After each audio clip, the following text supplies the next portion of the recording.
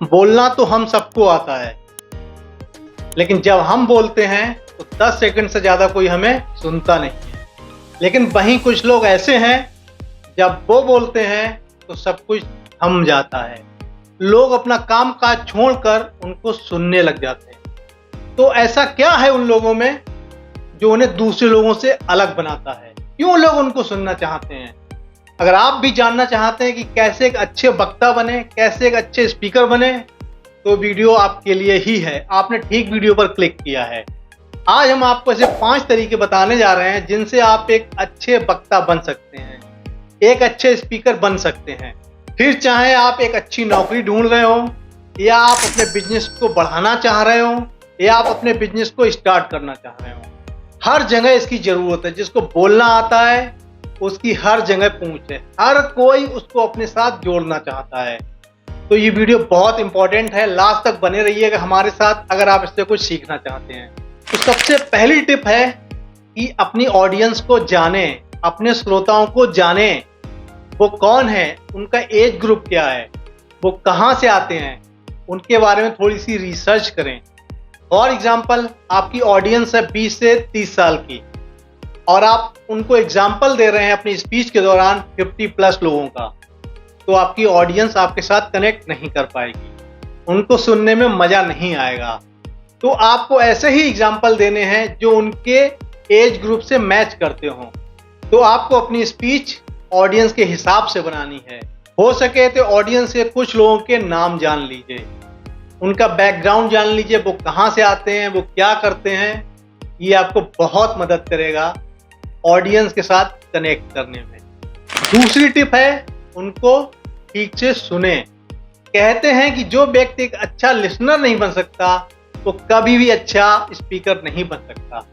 जब सामने वाला बोल रहा है उसको ध्यानपूर्वक सुने, उससे सहानुभूति दिखाएं, उसको बीच में ना टोकें। अगर आपके दिमाग में कोई क्वेश्चन आ रहा है, कुछ आप पूछना चाहते हैं, तो थोड़ा इंतजार कीजिए, उसको अपनी स्पीच खत्म करने दीजिए या उसको अपना सेंटेंस खत्म करने दीजिए। और जब आप ऐसा करेंगे तो उसको बहुत मजा आएगा, वो आपकी बात भी फिर बहुत ध्यान से सुनने वाला है। तो आपको एक अच्छा लिसनर बनना पड़ेगा।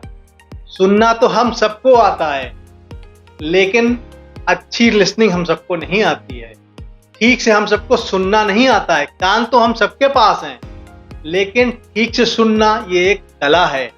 और एक स्पीकर के लिए बहुत जरूरी है कि वो अच्छा लिसनर हो, स्पष्ट और संक्षिप्त। आपकी जो स्पीच होनी चाहिए वो एकदम क्लियर होनी चाहिए और शॉर्ट होनी चाहिए। आप जबरदस्ती टफ वर्ड्स का यूज ना करें, जटिल शब्दों का प्रयोग ना करें। इससे लोग उनका मीनिंग नहीं समझ पाएंगे और उनको मजा नहीं आएगा। आप वहां पे अपनी इंटेलिजेंसी या अपनी बुद्धिमानी ना दिखाएं कि मुझे इतना आता है, मेरी वोकैबुलरी या मुझे इतने सारे मीनिंग पता है। जबरदस्ती वहां पे मत दिखाएं जब आपको डाउट है कि इसका मीनिंग शायद ठीक से ना समझा जाए। तो अपनी स्पीच को कंसाइज रखिए, टू द पॉइंट रखिए, शॉर्ट रखिए और एकदम क्लियर मैसेज होना चाहिए आपका।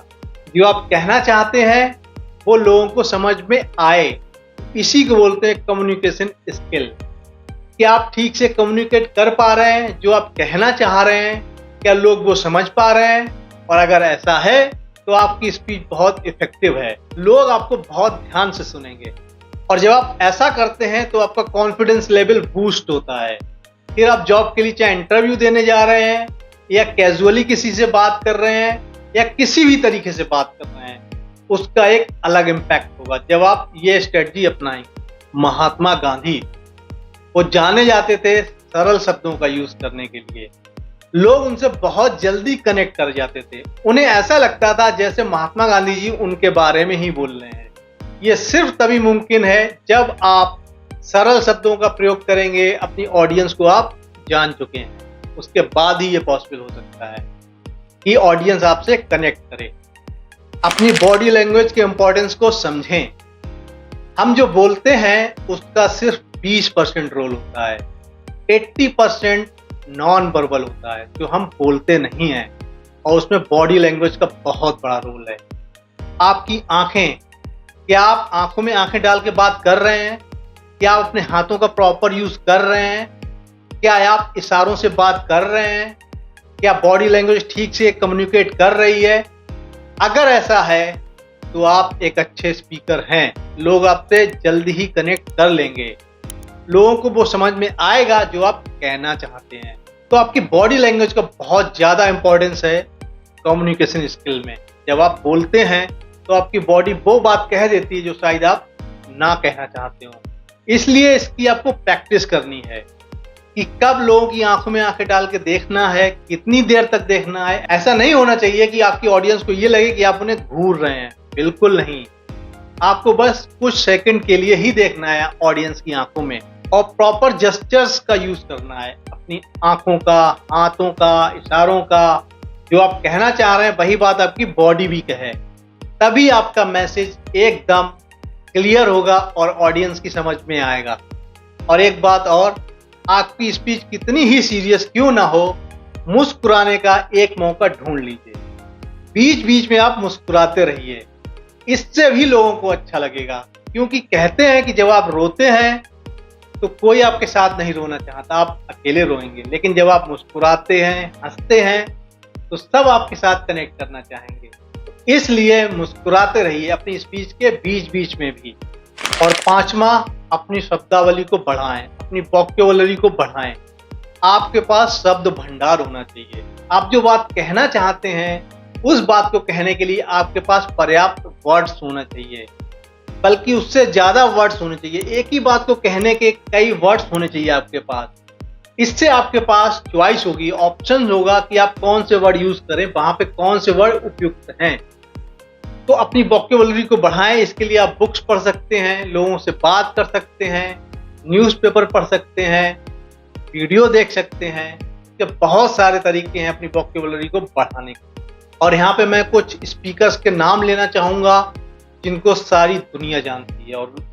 और इस लिस्ट में सबसे पहला नाम है स्वामी विवेकानंद जी का।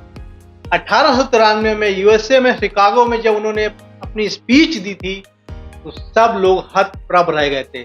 इतना अच्छा बोले थे स्वामी विवेकानंद जी। किसी ने एक्सपेक्ट नहीं किया था एक साधु से, एक ऐसा व्यक्ति जो गेहुआ कपड़े पहना है, उससे एक्सपेक्ट नहीं कर रहे थे कि वो इतना अच्छा बोलेगा। इतनी प्रभावी स्पीच थी उनकी, इतनी मोटिवेशनल स्पीच थी उनकी। उन्होंने इंडिया का नाम रोशन कर दिया, लोग इंडिया को जानने लग गए। तो अगर आपको स्वामी विवेकानंद जी का 1% भी बनना है तो आपको स्ट्रेट फॉरवर्ड रहना है, अपनी स्पीच को सरल रखना है, छोटे छोटे शब्दों का प्रयोग करना है और ऐसे वर्ड्स का यूज करना है जिनका मीनिंग सबको पता हो। एक सादगी होनी चाहिए आपकी स्पीच में। बराक ओबामा, यूएसए के फॉर्मर प्रेसिडेंट, कौन नहीं जानता इनको। उनकी स्पीच भी बहुत इफेक्टिव थी और उनकी एक स्पीच यस वी कैन बहुत पॉपुलर हुई थी। लोगों ने इसको बहुत सराहा था। उनकी स्पीच में आत्मविश्वास और स्पष्टता झलकती थी। जब वो बोलते थे तो ऐसा लगता था ये इंसान कितना कॉन्फिडेंट है, कितना क्लियर मैसेज है इसका। तो हम बराक ओबामा से भी बहुत कुछ सीख सकते हैं। नेल्सन मंडेला, साउथ अफ्रीका की जेल में 27 साल इन्होंने जेल में गुजारे थे। उनकी स्पीच सीधे दिल में उतर जाती थी, इतनी प्रभावी होती थी उनकी स्पीच। वो सरल शब्दों का इस्तेमाल करते थे, एक मोटिवेशन सा मिलता था उनकी स्पीच को सुनते समय। इसलिए लोग नेल्सन मंडेला की स्पीच को बहुत आसानी से समझ लेते थे और उनके साथ जुड़ जाते थे। तो दोस्तों, अपनी कम्युनिकेशन स्किल को इम्प्रूव करने के लिए आपको 5 टिप्स कैसे लगे ये हमें जरूर बताइएगा। और मुझे उम्मीद है कि आप इसको अपने निजी जीवन में भी इस्तेमाल में लाएंगे, आप इसको यूज करेंगे। अगर आपको ये वीडियो पसंद आया हो तो इसको लाइक कीजिए और शेयर कीजिए और हमारे चैनल को सब्सक्राइब करना ना भूलें। अपने विचार और सुझाव नीचे कमेंट बॉक्स में आप मुझे दे सकते हैं। तो मिलते हैं नेक्स्ट वीडियो में, तब तक अपना ख्याल रखिए, खुश रहिए, सीखते रहिए। नमस्कार।